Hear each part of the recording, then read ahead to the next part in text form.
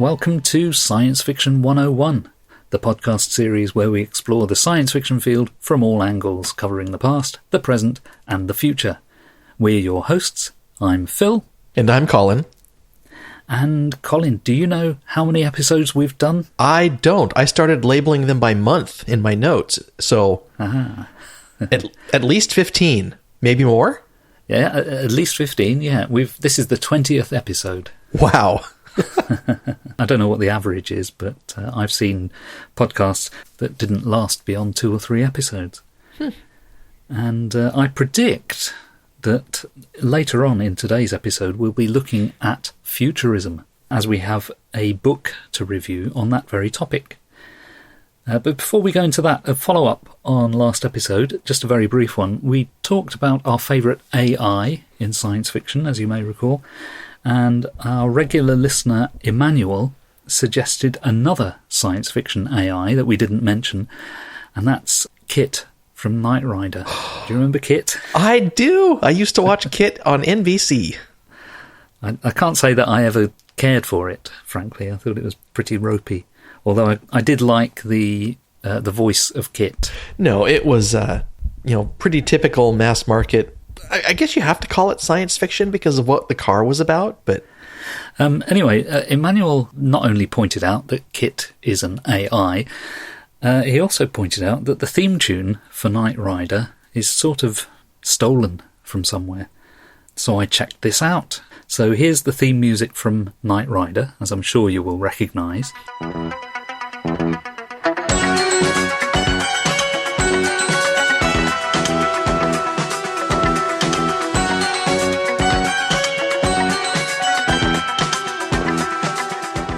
I don't think you need to hear any more of that. But here's a piece of music by the French composer, 19th century composer, Delibes. I've forgotten the exact title of this, but it involves Bacchus. That's what I do remember. But here's the Delibes version of the Knight Rider theme tune.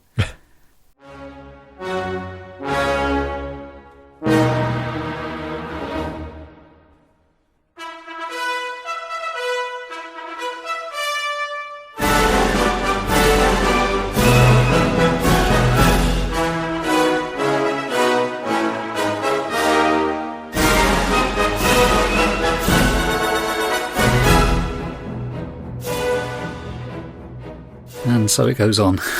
I can see the resemblance there. Oh, definitely. They're not exactly the same. So thanks to Emmanuel for pointing out that science fiction television really has its roots in 19th century French classical music.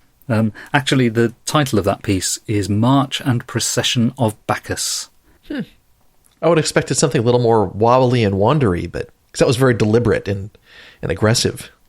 Yeah, it changes a bit. If you listen to the whole piece, it sort of goes off in different directions.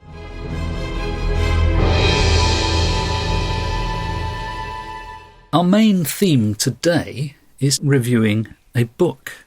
We received a review copy of the book Skeptic's Guide to the Future. Now, it's not a book of science fiction as such, although it does actually have little science fiction-y passages scattered throughout the book, but the main thing is to talk about the future and how we can guess or predict the future, or not, as the case may be. It's actually sort of a sequel, because there was a book a couple of years ago called Skeptic's Guide to the Universe, and that in itself is a spin-off from the long-running podcast series Skeptic's Guide to the Universe, which is one of the longest-running podcasts in the world. The primary author of the book is Stephen Novella of the SGU, and he's also the editor of a blog called Science-Based Medicine. And he had some help from his brothers, who were also part of the Skeptic's Guide to the Universe. But as far as I can tell, it's mostly Steve writing, and he writes most of it in the first person as well. So he talks about I most of the time, rather than we. So the book is due out in September, in a month. So we've had a chance to read it before it comes out, and we'll talk about some of the content of it. But first of all, Colin, what was your overall impression of the book as a kind of a reader? What enjoyment did you get from the book, if any?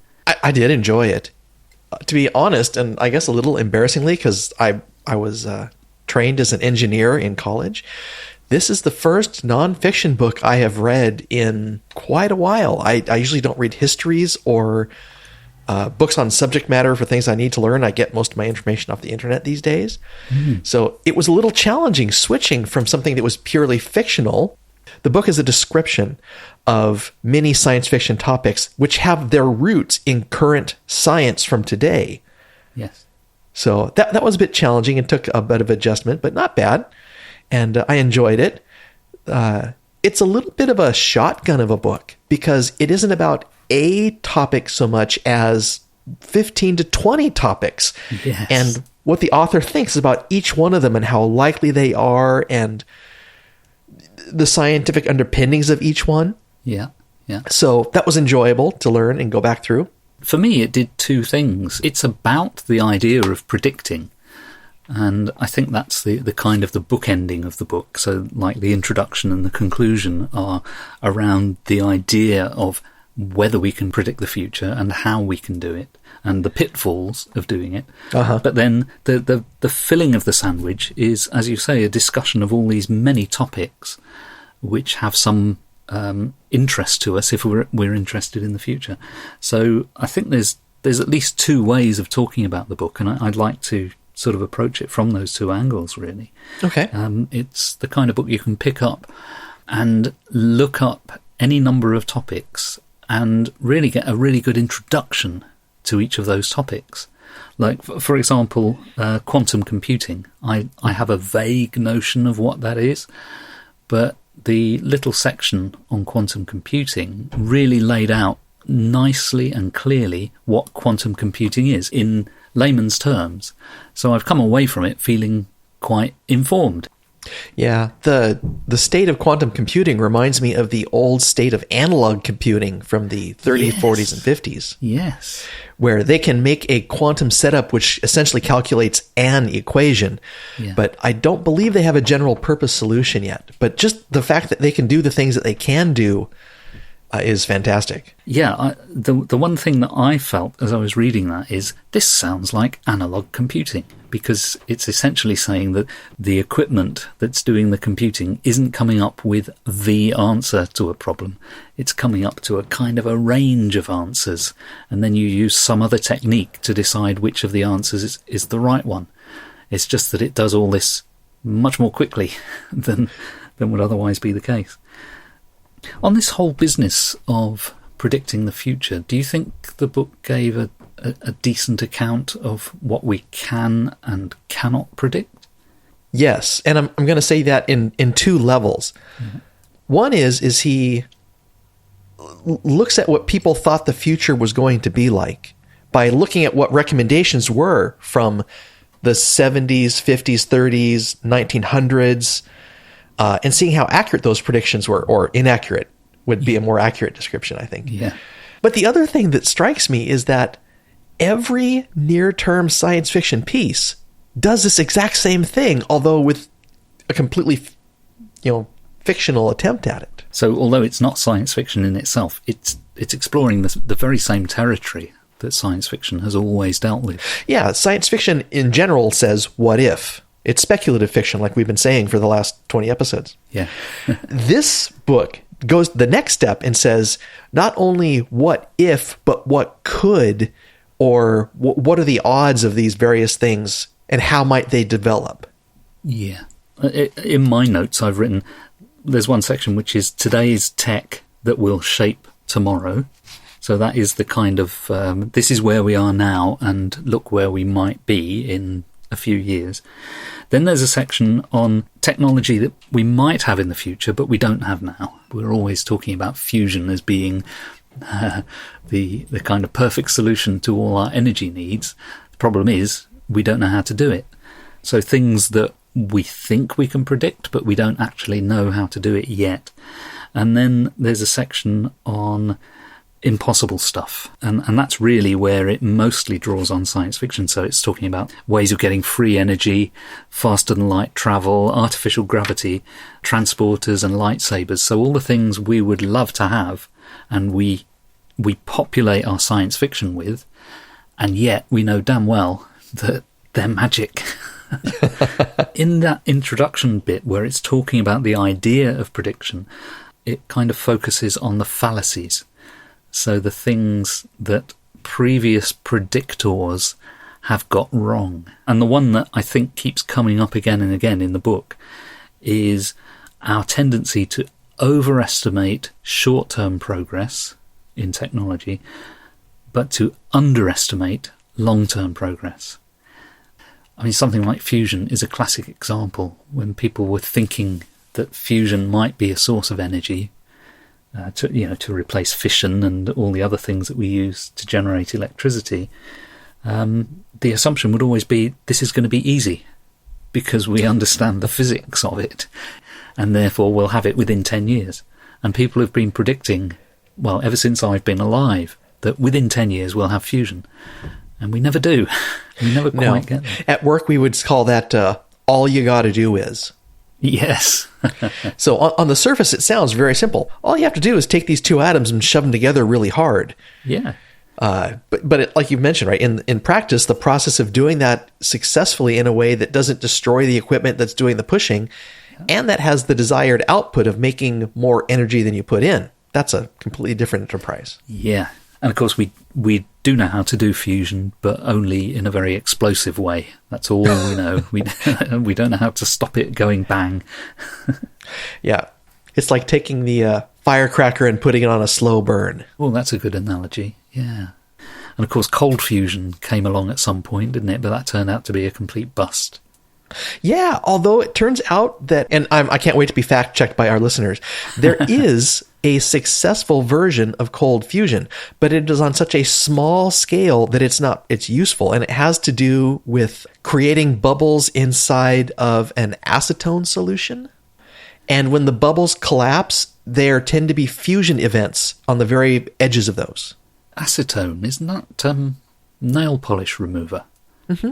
What a strange use for that material. Well, and the fact that people would recognize it is even more odd, or study it. Yeah. Under this heading of sort of common fallacies that cause most predictions to fail, I stopped counting. I think they had about 10 of these. Yeah. There's a couple that are things that I often say. I used to do a bit of teaching about technology and how technology changes over time or doesn't. And that's one of the things I used to go on about to my students all the time, that just because something new comes along doesn't mean to say that the old things disappear. Technologies will coexist. I suppose a classic one of modern times is vinyl and turntables. Yeah. CDs came along, you would think that vinyl would disappear, and it did, for all practical purposes. But then it makes a comeback, and the reason it's made a comeback is nothing to do with technology. It's to do with fashion. It's to do with, well, I don't know. There's all sorts of different things, but they are all, I think, in the social sphere rather than the technological sphere. But that's I think the second fallacy they identify in the book is underestimating the persistence of old technology. Yeah, like we still build things out of wood, even though we could make everything out of metal or plastics. That's true. Although my favorite example was we still use towels to dry our hands instead of using, blowers. And despite the best efforts of, well, I don't know, hand dryer manufacturers to try and persuade us otherwise. The curious thing is that we have abolished towels in public places pretty much, but we still keep them and use them in our private places. Yeah. Well, even with disposable towels, through the pandemic, we learned that the blowers tend to atomize and blow everything on your hand throughout the entire room. Yes. Yeah. And so it might be convenient for drying your hands, but it is not the healthiest way to go about doing things. Some of the other fallacies, I don't want to go through every single one of these in detail, but I'll just call out some of them because they're interesting. One is assuming just one pattern of change, that just because we've seen a particular way that technology has changed in the past doesn't mean to say that it's always going to change in the same way. The fallacy of, I think they called it the end of history, which is sort of that we'll reach some kind of perfect world where all the evidence is that no, we'll never get to anything that we consider to be perfect. Assuming that current motivations will persist into the future, so whatever it is that drives us to do things today will always be the things that drive us, and placing people like us in the future, so kind of assuming that people in the future will be the same as us. Now, I think to an extent they will be the same as us, but they will also have their own fears and desires and financial incentives and disincentives and so on. So people do change. I think we're not the same as we were back in the Middle Ages or in Viking times. No, not culturally, not socially, not technologically, especially not technologically. I mean, when you and I were growing up, the idea that we would carry around in our pockets something smaller than a deck of playing cards that would be our main source of education, communication, and information would just be unthinkable. Yes. And yet my children have never known a time where that wasn't the case. Yeah. One of my favorite ones was this idea that superior technology will always win out. Yes. And they brought up the classic case of VHS tapes versus Betamax. Yeah. And it turned out the one that could store the most information won versus the one that was, the best sound and picture quality. Yeah. Another fallacy is the assumption that everything will be planned in the future, whereas we know from experience that most things in the world change in a very chaotic way. Mm-hmm. And the other one, and this one I think is almost impossible for anyone to take into account, and that is the fallacy of ignoring disruptive technology. The mobile phone, or the smartphone in particular, I think is a perfect example of a disruptive technology that kind of came out of nowhere. I mean, there was obviously an evolutionary process, but people did not predict that we would all carry around a smartphone. And the other one is the internet. Science fiction was particularly bad in its predicting of the internet, in the sense that it didn't predict the internet. It just sort of came out of nowhere. So these disruptive technologies emerge, and how on earth do you predict one of those? I mean, I suppose somebody might have looked at various trends that were taking place, and they might have been able to predict the internet a few years before the internet came into existence. But 10 years before, 20 years before, 30 years before, no chance. No. One of my favorite ones was, talking about disruptive technologies, I think there are also disruptive events. We've had mRNA vaccines for 15 or 20 years, mm-hmm. but until we needed them to deal with an immediate threat, they were just always kind of bubbling in the background. Now, everybody knows what an mRNA vaccine is, and they're talking about all the potential other applications of them. And so it'll be interesting to see from an immunology medical standpoint where that goes in the next 5 to 10 years. So did you call that a disruptive event? Yes. An unforeseen set of circumstances that makes something now important to us. Yes. And I suppose over time it's been things like wars, epidemics or pandemics. I suppose if you go back far enough to the time of the dinosaurs, things like the Earth being hit by a giant asteroid might have been a disruptive event. But I don't know if the dinosaurs were making predictions back then. No, I think their telescope technology was very limited. So the book talks about how we can predict the future, how we can extrapolate. And then, of course, the book really has to go into making its own predictions. I think this is what you have to do if you're going to criticise other people's predictions. You've then got to come up with some. And I think this is where potentially the book could shoot itself in the foot. But I don't think it does. I think it handles it rather well. So then we get into that long list of technologies that will drive or shape our future. Genetic manipulation, stem cell technology, brain-machine interfaces, robotics, quantum computing, AI, self-driving cars and similar vehicles, future materials, virtual reality and augmented reality, wearable tech, additive manufacture, which is, I guess, kind of like 3D printing, mm-hmm. and powering our future. Those are the sort of the big headings. And all of those, of course, have been dealt with in various ways by science fiction over the years, because that's what science fiction does. It likes to explore these things and possible consequences of them. Were there any particular sections in there, Colin, that you found interesting to read about? I had not known the history of additive manufacturing. And I love the description of it being, I guess, one of the first additive manufacturing setups was a 3D printer literally using a glue gun, where it would drop little drops of glue and then have them build up on top of one another. Yeah. And that's a fairly good description of what they do with the plastic. You have a plastic with a little melting point. It runs through a feeder into a heating element that's controlled by like an XY plotter with a stage that raises and lowers so you can go up and down. And depending on the instructions that you give it for designs, you can make almost anything based on time and how well you can model them. When the technology first became accessible to the likes of us, it seemed that you could only make flimsy things. As you say, little blobs of plastic. But now it seems that almost any material can be used, and in the future will be used in 3D printing. So people talk about 3D printing things made out of metal. They talk about constructing buildings on Mars using 3D printers and stuff like that. Yeah, and they don't, to the best of my knowledge, have a general purpose 3D printer. So the ones you were talking about that would, print metal or print concrete, or some of them print food and some of them print living cells. They're all special purpose. Yes. We haven't quite got to the Star Trek replicator quite yet. No, that's right. And I suppose that's, as a science fiction reader and viewer, that's what I want. I want one of those where you can just press a button and out comes anything you like. Oh, I think we're quite a ways off from that. In fact, I think that's one of the things they discussed.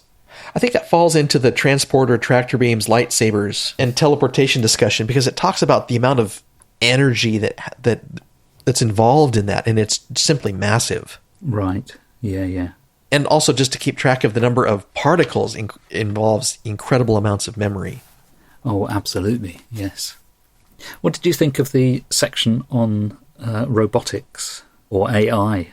The book does talk about various tests that people have come up with, and obviously the classic one is the Turing test, so that we can distinguish or not between a human and a machine. And they talk about using computers to play chess against grandmasters, and how that was once a distant pipe dream that a computer could do that, but now it's kind of run-of-the-mill that computers can beat people, even very expert people. Yeah, and I think that's one of the dangers of a book like this, or anything that talks about futurism. At the pace, at least our technology is progressing today, they're they're certainly out of date, not obsolete, the instant they're published. Yes, and in fact the chapter in this book on quantum computing has a little statement that I think the chapter begins by saying that everything you're about to read will be obsolete by the time you read this. But that was one of the things that made me interested in this book in the first place, is that I had books back in the 70s that talked about the future, and mostly these were sort of written for children, and they were full of lots of colour illustrations. But they would show how we're going to live on the moon, we're going to live in big space stations in orbit, we're going to have automated homes that do everything for us, we're going to have robots, flying cars, jetpacks, all that standard stuff. And those books, if you grab hold of one now, I've got a PDF copy of a book that I owned, I think in about 1970. I haven't got the physical book anymore, but I've got a PDF of it. And it has all these ridiculous claims of what life is going to be like in the year 2000.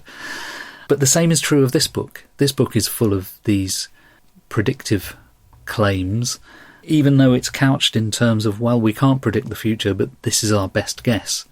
This book is going to be out of date within 2 years, I would say, because they are talking about cutting-edge technology and cutting-edge science. So I don't know what that means for the author. Presumably it means second edition.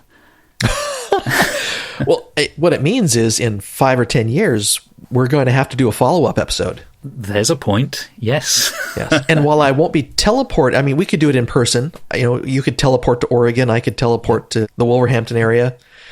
But maybe I'll just hop on a jetpack, or you could take the underground tube, or we can work it out. Yeah, undersea by train. That's what I think. Yeah. Now, that's one area that I thought this was missing. And I realize that undersea science fiction is a fairly limited part of the genre. But yeah, there's no description of or discussion about undersea farming or living or exploration. Yes, I hadn't thought of that, but you're quite right. And I guess if we sat and thought about what's not in here, there might be other things that occur to us as well.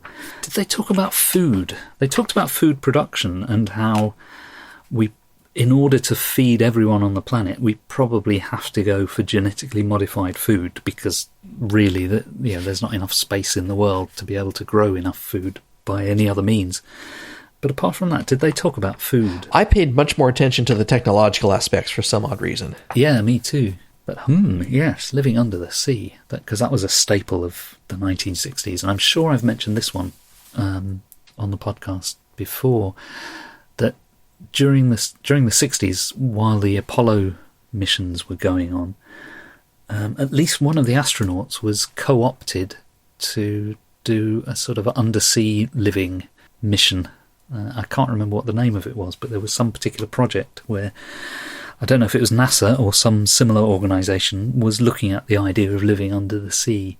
What I was put in mind of as I was reading this book, there's a song by Donald Fagen called IGY, International Geophysical Year, and he wrote and recorded this, I think around about 1980, something like that, but it's about events of the 1950s, and all the lyrics about this are sort of this optimistic view that everyone had, and one of the lines is undersea by rail, 90 minutes from New York to Paris, by 76 we'll be A-OK.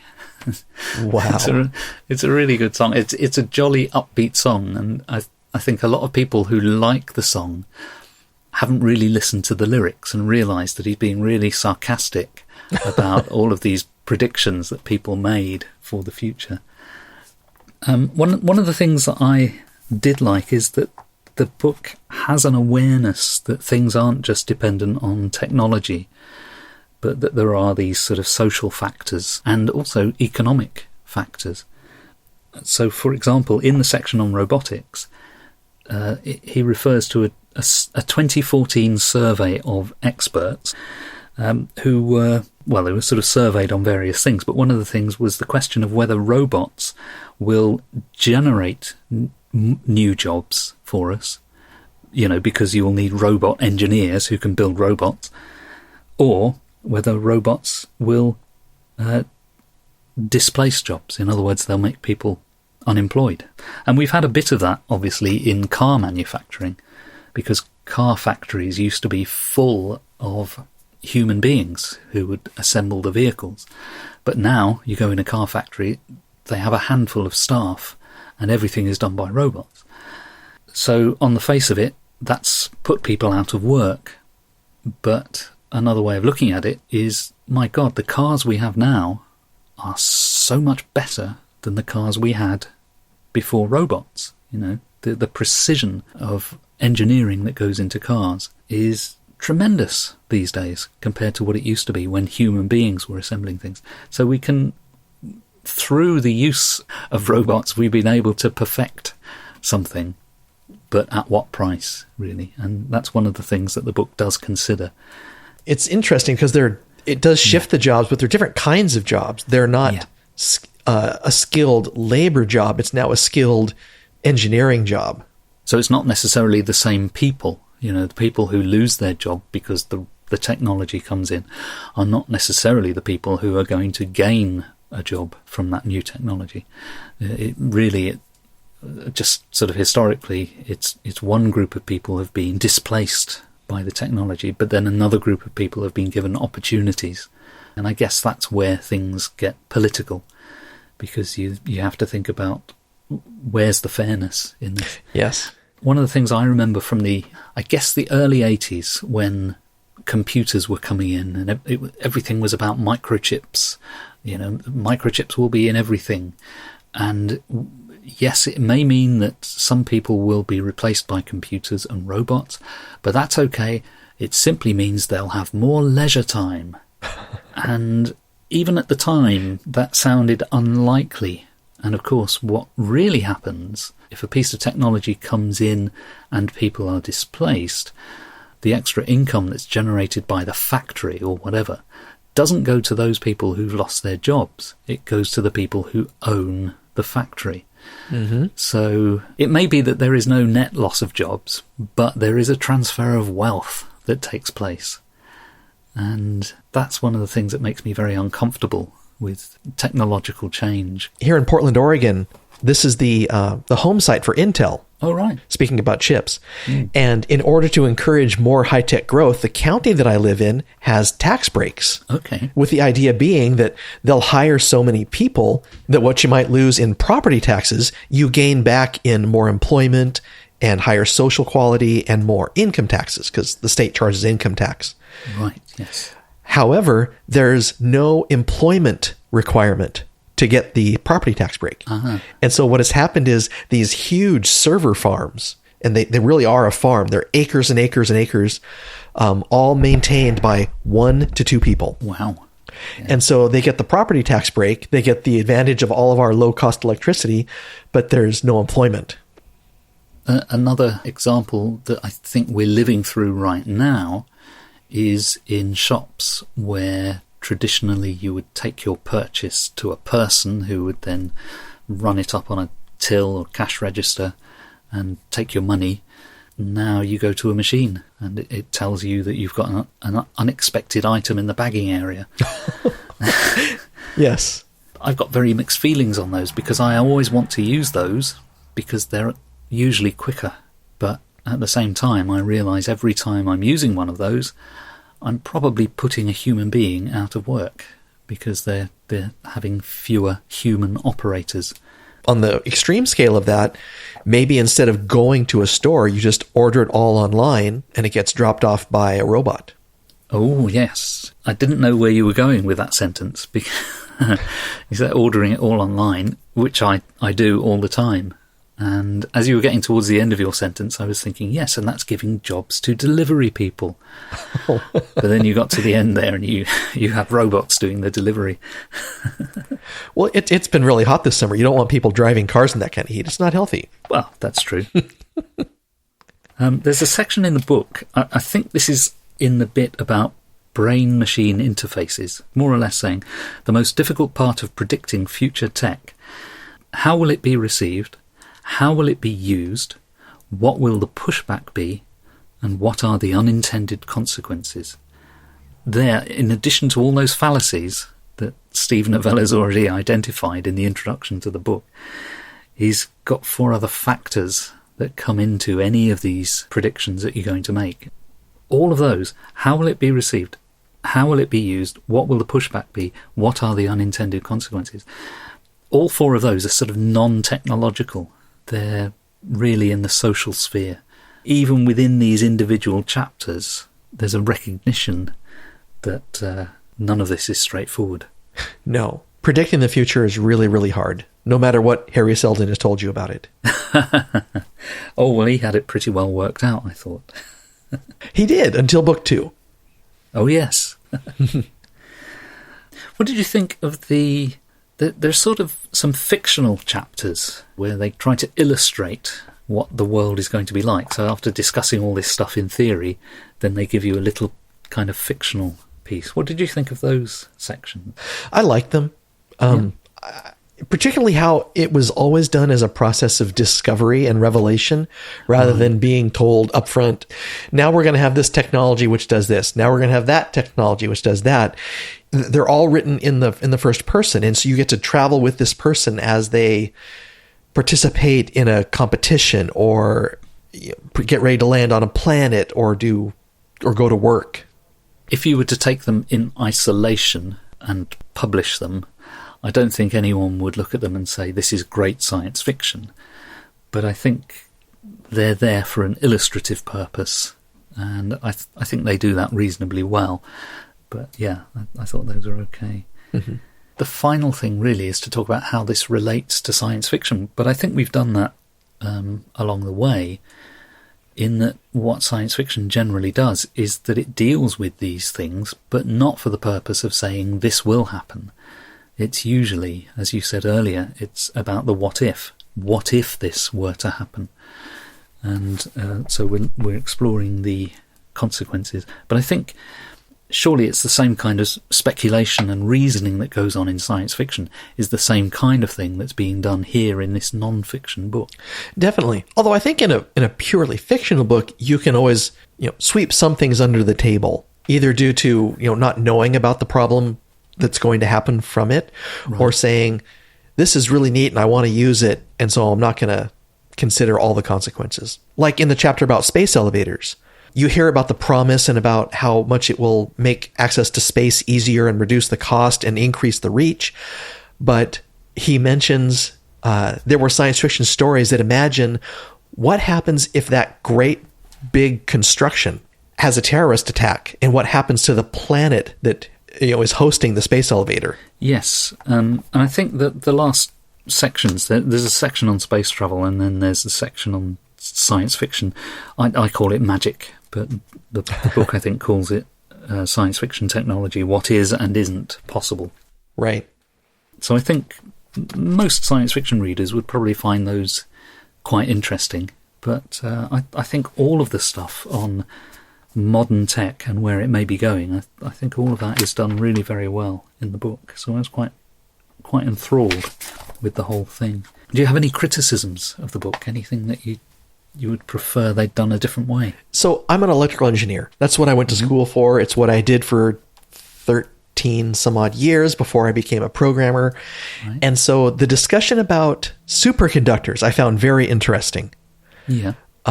Every once in a while, it felt like there was a claim. It wasn't a hard claim, but this idea that superconductors will cause, low to no energy computing. Mm-hmm. And it ignores that the conductors in a chip, whether it's an analog chip or a digital chip, are only a fraction of the total power consumption. Right. And that it's not just the resistivity, but the capacitance. And now I'm getting really technical, but I mean, there are other things. And so it will reduce the energy consumption, but it's not the end all and be all by any stretch of the imagination. Do you think that might be that Steve Novella is actually a medical doctor? I think he's a neurologist. So do you think maybe he's just going a little bit far outside his field of expertise, maybe? Maybe, or it could just be in trying to describe a really one of many difficult subjects in a way that's approachable to a lot of people. Yeah, so you have to inevitably simplify things, I suppose. Yeah, I really enjoyed the name that he chose for his superconductor, his room temperature superconductor. Oh, I don't remember that. What was that? It was conductium. Oh, right, yeah. I think the only criticisms I've got are, I think they're unfair and not terribly relevant given who the audience for the book is. It's obviously written for a general audience. One is that I would have liked a bit more acknowledgement of people who have studied the idea of prediction previously. So not so much talking about people who have made predictions, but people who have done what this book does, which is study the idea of prediction. Mm-hmm. So, for example, we've talked in the past about Arthur C. Clarke, who has, I think, 3 laws to do with this, one of which is that thing about sufficiently advanced technology is indistinguishable from magic. He wrote a whole book which is talking about the future and what we can predict and what the limits are of prediction. And when I was doing some teaching around technology and how it changes, I frequently referred to a British sort of an expert on media and communications called Brian Winston, who talked about the difference between a science and a technology, and how what you actually needed was some supervening, this is his term, supervening social thing that would make something necessary or not. So to consider just science and technology isn't enough. You have to consider the social sphere where these things are deployed. So I'm not suggesting that the book needs any more footnotes than it currently has, but other people have trod this ground before, and I would have liked a little bit more acknowledgement of that. And the other thing, a bit of a minor point, is that nearly all the science fiction referred to in the book is from the movies or TV. I think occasionally a book is mentioned, so I think Asimov is mentioned, I think Dune is mentioned somewhere, but nearly everything is to do with the movies. And now I understand that because the audience is a general audience, and that's what they'll be most familiar with. So I've got no real criticism of that. But I would have liked a little bit more reading done. Yeah, to go back to space elevators, the terrorist act of attacking a space elevator is part of Kim Stanley Robinson's Mars trilogy. Yes. And that was done 25 years before it was done in the Foundation series on Apple TV+. Although, yeah, if you're going to... It was so illustrative, the scar. Yeah. I haven't actually seen that. Oh, no. I hope I haven't spoiled it. Oh, no. Don't worry. Okay. Yeah, it's good science fiction. I think it's, again, only peripherally related to the actual books. Yeah, I think that was the main criticism I saw, is that it sort of deviated so wildly. So the book is called The Skeptic's Guide to the Future, and it's written by Stephen Novella.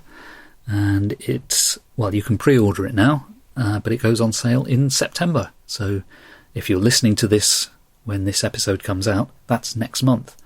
But if you're listening to this 3 years later, well, sorry, it's already happened. But you should read it anyway, even though it's 3 years old, because you'll want to look back at it and say, wow, he didn't think of that at all. Or you could also say, wow, he nailed that one. He was so right. And especially if you're living on a space station or on one of the moons of Mars, you'll be in for a treat.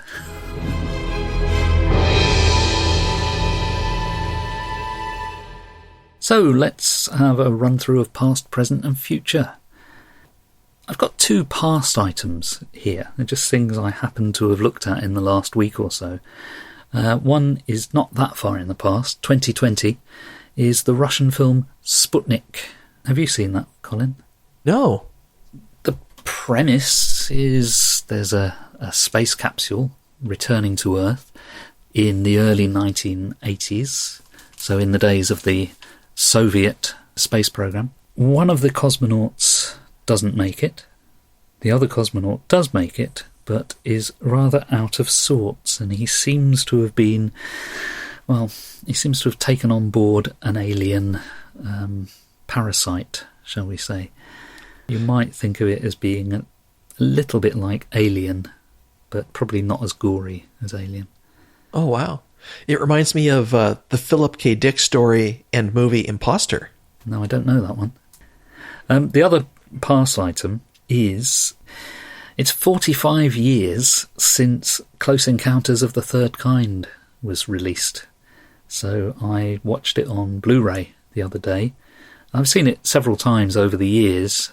In fact, I've probably watched it each time it's appeared in a new medium. I don't think I ever saw it in the cinema, but I remember seeing it on VHS. I remember seeing it on broadcast TV. I remember seeing it on DVD and then Blu-ray. So I guess about every 10 years or so I watch the film.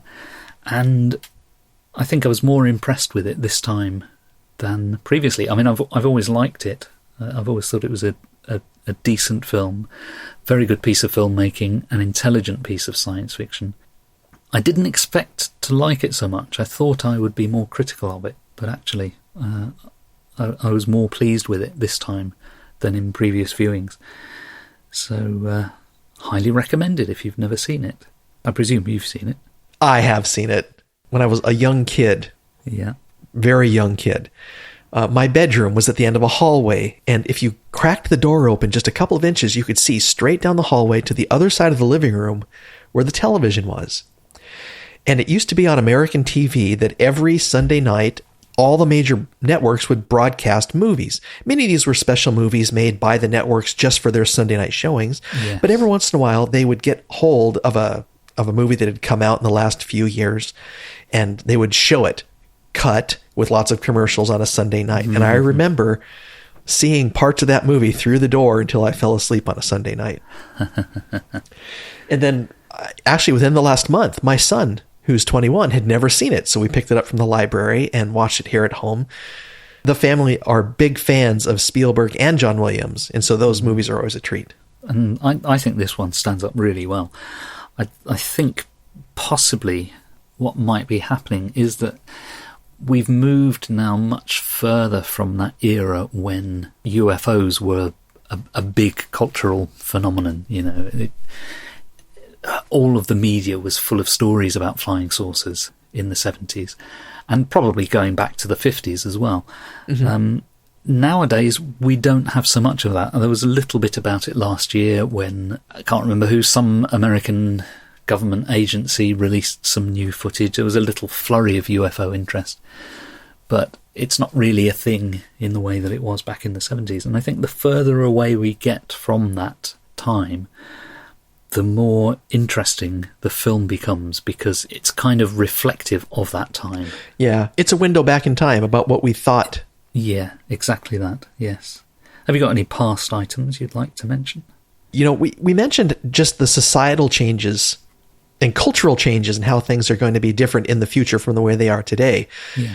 And there was the Supreme Court ruled that abortion was not a federally guaranteed right. I found a piece of science fiction written in 1910 in Futurism magazine by C.C. Finley that imagines what would happen if abortion was fully outlawed, and the experience of one woman as she goes through a series of life events. Wow. And I can send you that link if you want to put it in the show notes. Yes, that's really fascinating. It's deliberately extreme because they're trying to elicit a response, but I think it will make you stop and think. I wouldn't have thought there would be anything like that in 1910, you say? 2010. Oh, 2010. That makes a bit more sense now. Yeah. I've got a couple of present items here.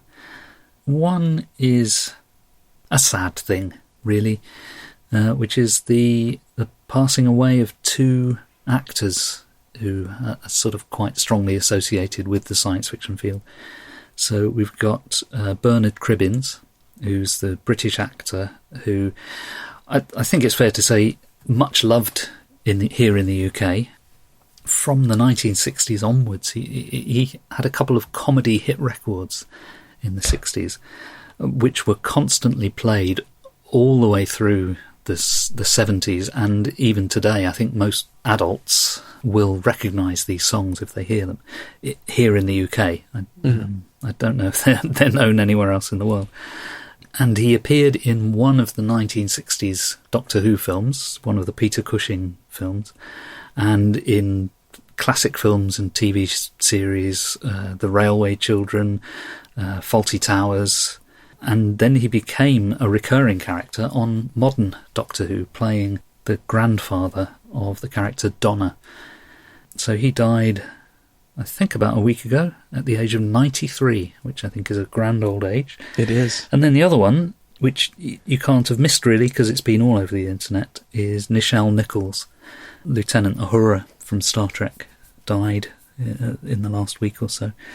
And of course she defined that character, which has now been taken on by other actors, but she really defined that character in the original Star Trek series and the movies based on the series. And what a lot of people don't know is that she also worked with NASA on astronaut recruitment, and particularly trying to get a more diverse range of astronauts, so people of colour, female astronauts, and so on. And she made a real impact, so it's sad to see her gone as well. And of course she has the same surname as me, but as far as I know, we are not related. I love the story about how she almost quit Star Trek after the first season, but was persuaded to stay on by Martin Luther King Jr. because of her effect on being an advocate for black people and for women just by being on a television show. That's really great. Recently, I have been watching on Disney Plus, which just seems to be where I watch most of my science fiction these days, the ILM documentary talking about how it was created and what they've done. Oh, yeah. Because it is so central to special effects and a lot of the movies starting in the 70s and even proceeding to today, 50 years later. So it's a great watch about how they did some of the things they did and why they did some of the things they did and who the people were and what they were like. Again, some of the people who were part of ILM or whatever its predecessor was immediately before being formed as ILM, a lot of those people are getting old now, and some of them have passed away. So it's good to have these things documented, I think, in film and in other ways. Yeah. The only other present item I've got is not really science fiction, except in as much as it's sort of inspirational in the broadest sense, and that's the James Webb Space Telescope, which is now up there and basically taking pictures of the sky, which in Hubble would have been like, I don't know, a centimetre across, and with the James Webb it's sort of blowing it up to, it's about 20 metres across, and you're seeing a lot more detail. And there's somebody's paradox, I can't remember who it is, I think it might be Olber's paradox or something, the idea that well, if the universe were infinite, then surely the sky would be bright all the time, because there'd be so many stars that the entire sky would be bright white from all of those stars. And there's always been a sensible rebuttal to that notion, but what I think James Webb is doing is demonstrating that, yeah, those stars do go on apparently to infinity, or effectively to infinity, but the universe is so vast that the sky doesn't go completely white, it just sort of stays black. But the more detail you look for in there, you will find it. Yeah, it seems like the opposite of looking at things that are very, very small. Yeah, we build telescopes to look super far away and look into the past, and we build super powerful microscopes and other detecting materials to look at, the very, very small. That's what we do. Wouldn't it be terrible if we got it mixed up and we sent a microscope into space by mistake? That would be bad. Yeah, I would like to send a telescope into space one of these days that doesn't need a fix. Like, remember Hubble needed a set of glasses? Yes. And the James Webb has already been hit by a micrometeorite that has damaged a section of it. And of course, it's inaccessible, isn't it? We don't have any spaceship that can reach the James Webb because it's too far away. Yeah, it's out at one of the Lagrange points. Yeah. One other thing in relation to the James Webb Space Telescope, there's a nice little song called Floating in Heaven by Graham Gouldman, and it features Brian May, Dr. Brian May, doing a sort of a guitar orchestration as well. So that's quite nice. Well, and then talking about futurism, when we were growing up, you would have watched that on television, or maybe seen it in National Geographic, or traveled to a museum to see some pictures from those telescopes. Yes. Now you can download gigabyte-size images right to your house. Oh, absolutely. Well, what are you looking forward to things coming in the future, the short-term future? I've got something that you won't be seeing in the future. Don't know if you've heard about this. Batgirl. Did you hear about Batgirl? I did. The filming is complete, post-production is underway, and then Warner Brothers decide, no, we're not going to bother with that anymore. We're not going to release it. I can't imagine being more... Well, actually, I can. When I was an electrical engineer, we had a chip design, and we worked on it for a number of months. It went through several revisions, and then the project was scrapped. Just like that. Yeah, marketing people decided they were wrong. There really wasn't a call for that chip, and so it just died. I mean, this sort of thing happens a lot in the movie industry, but it usually happens before a film is made. So something will be developed in script terms and in terms of planning, and then new management will come into the studio and they'll shut down all of the existing projects that are in development in order that their projects can go forward. Right. But what's unique here, as far as I can see, I've never heard of anything like this happening before. The film has been shot. The editing has begun. But they've decided, no, we'll just stop it now. It's like having something on a production line and you just say, well, no, we're going to stop the production line now. It's just weird. I can only assume that it was terrible.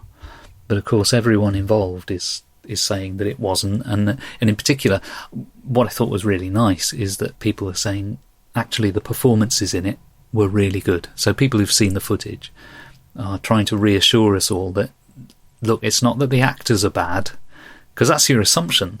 If they've cancelled it, it must have been terrible. Yeah.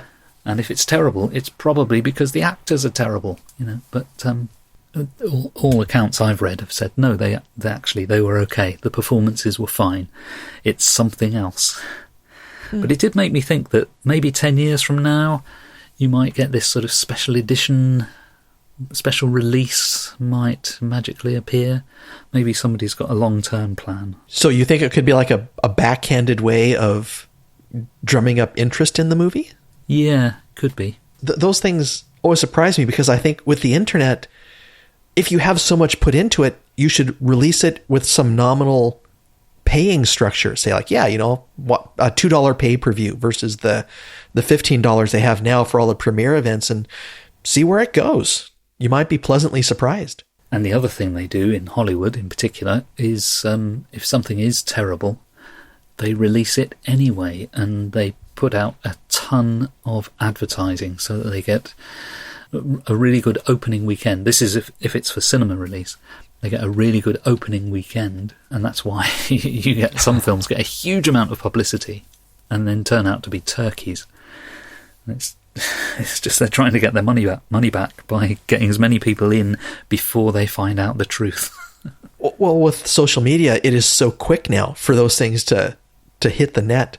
Yeah, You'll see reviews from the Thursday night release, and you may not go on Friday to see it, where normally you would have waited until you'd seen a newspaper review 2 or 3 days later. Yeah, exactly. Have you got any future items? I mentioned I haven't been reading a lot because I haven't found a lot that's interesting to me. There's a lot of fantasy things coming out which are interesting, but I haven't found any science fiction that's really grabbed me.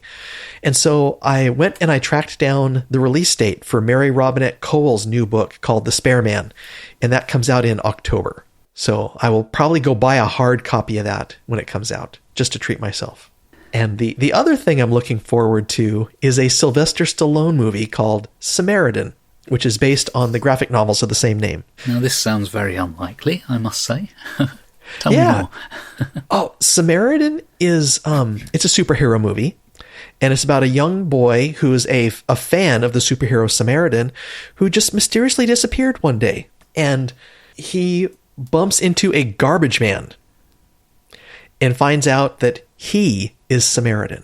And so the story is, who is Samaritan and what happened to him.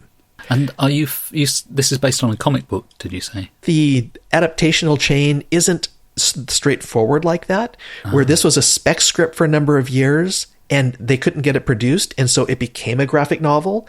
And then now, today, I'm guessing Mr. Sloan was interested enough in it to give it enough weight to get it produced.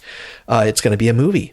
Yeah, it'd be interesting to see how that compares to the graphic novel and how they were, if it was shot like a graphic novel or if it was shot like a movie, and to compare the two. We'll have to see how it goes.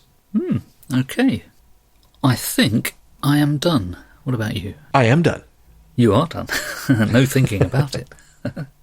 Well, I ran out of notes. Me too. So thanks for listening, and we hope you'll join us next time. We're Phil Nichols and Colin Cuskey. Our theme tune is from purpleplanet.com.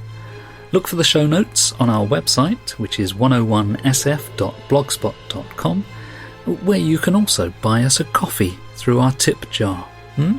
And you can also find us as Science Fiction 101 on Facebook. And finally, please follow us or subscribe on your podcast app.